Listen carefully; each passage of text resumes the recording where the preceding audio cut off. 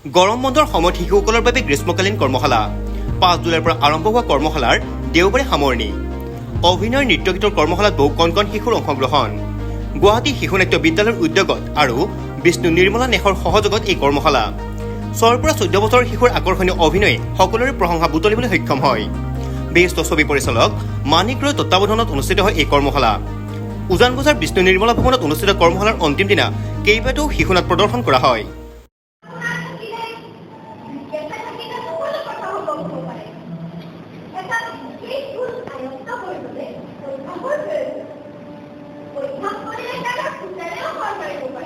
হয়, আমাৰ গুৱাহাটী নাট্য বিদ্যালয়ৰ ২৫ বছৰ আমাৰ অতিক্ৰম কৰিছোঁ আমাৰ অনুষ্ঠানটিয়ে আৰু প্ৰতি বছৰে জন্মৰ পৰা আমি এই গ্ৰীষ্মকালীন আমাৰ এই কৰ্মশালা আমি আয়োজন কৰি আহিছোঁ আৰু এইবাৰো আমি আয়োজন কৰিছিলোঁ। এইবাৰ আমি অকণমান বেলেগ ধৰণে কিছুমান ছাবজেক্ট লৈ পেলাই কৰিছিলোঁ। সেয়া হ'ল নাটকৰ লগতে আমি সাধাৰণতে নাটকেৰে কৰি আছিলোঁ, এইবাৰ নাটকৰ লগত গীত আৰু নৃত্য ৰাখিছিলোঁ আৰু দেখিলোঁ যে ল'ৰা ছোৱালী খুব সুন্দৰভাৱে পাৰ্টিচিপেট কৰিছে আৰু তেওঁলোকে পাৰফৰ্মেঞ্চ আজি আপোনালোকে দেখিছে তেওঁলোকে কেনেধৰণৰ পাৰফৰ্মেঞ্চ কৰি আছে।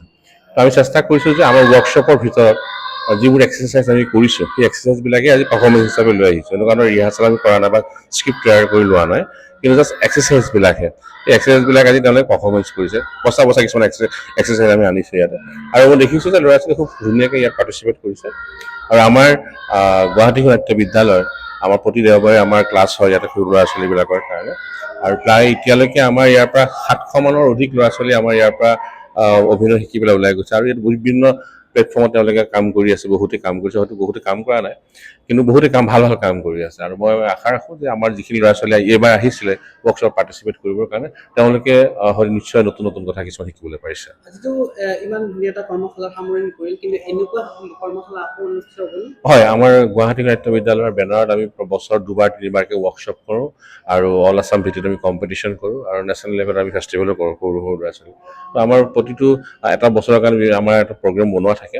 তো এইবাৰ গৰম বন্ধত এই হ'ল আৰু হয়তো ইয়াৰ পিছত যেতিয়া পৰীক্ষা এক্সাম শেষ হ'ব তাৰপিছত আৰু হয়তো কম দিনৰ কাৰণে হয়তো হ'ব, তাৰপিছত আকৌ ছামাৰ আৰু যেতিয়া আমাৰ ঠাণ্ডাৰ বন্ধ থাকে তেতিয়াও আমাৰ ৱৰ্কশ্বপ কৰা হয়।